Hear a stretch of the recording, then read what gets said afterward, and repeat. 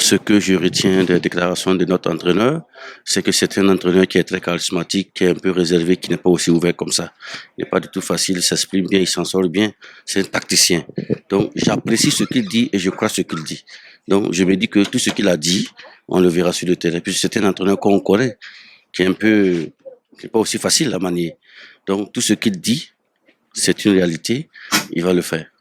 Non, c'est pas une manière de mettre la pression sur le Sénégal, c'est sa manière de parler, sa manière de voir les choses. Il n'a jamais caché ses mots, on le connaît depuis longtemps, et il tourne pas ses mots.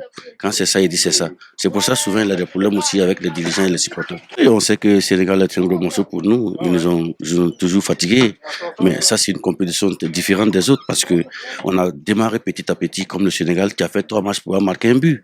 Nous aussi on a eu ces mêmes calvaires, mais on se retrouve actuellement, le Burkina Faso est en bonne position pour disputer âprement pour la finale là, qui va se jouer d'ici là. C'est difficile. C'est un match très difficile pour le Burkina, puisqu'on connaît bien le Sénégal. Sénégal-Burkina, ça me dit grand-chose. C'est un grand match. Ça va être comme à l'accoutumée, où les deux équipes, à toutes les rencontres, à toutes les occasions, se sont toujours illustrées par de très belles actions. Je crois qu'aujourd'hui, même si les données ne sont plus les mêmes, parce que nous sommes dans un autre registre, alors entre le Sénégal et le Burkina, je crois que ce sera un match ouvert. Alors, vous savez très bien que le Burkina Faso, en venant à cette Coupe d'Afrique des Nations, sincèrement ne pensait pas arriver à ce stade de la compétition. Donc, en réalité, c'est un bonus qui s'est davantage donc perpétué au fil donc des matchs. Et aujourd'hui, le Burkina Faso, je le dis, c'est ma propre conviction, est plus confiant que le Sénégal au regard de son parcours. Parce que le Sénégal, quand même, depuis avant même le début de la compétition, c'était l'une des équipes favorites de la compétition. On a vu le début donc des Lions de la Teranga. Donc, je dis, et pour paraphraser l'entraîneur tunisien Hari Kasperzak, le Burkina Faso sera très difficile à jouer et les Sénégalais, je suis sûr, sont conscients de cela.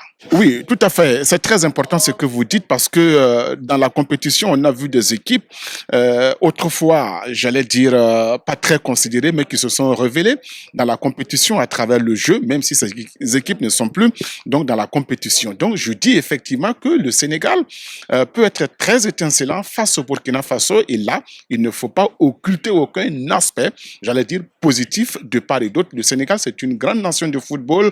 Ce sont des joueurs qui sont arrivés là. Ils ne souhaitent plus, en tout cas, passer juste à côté parce que plusieurs fois, le Sénégal a tenté d'atteindre le sommet.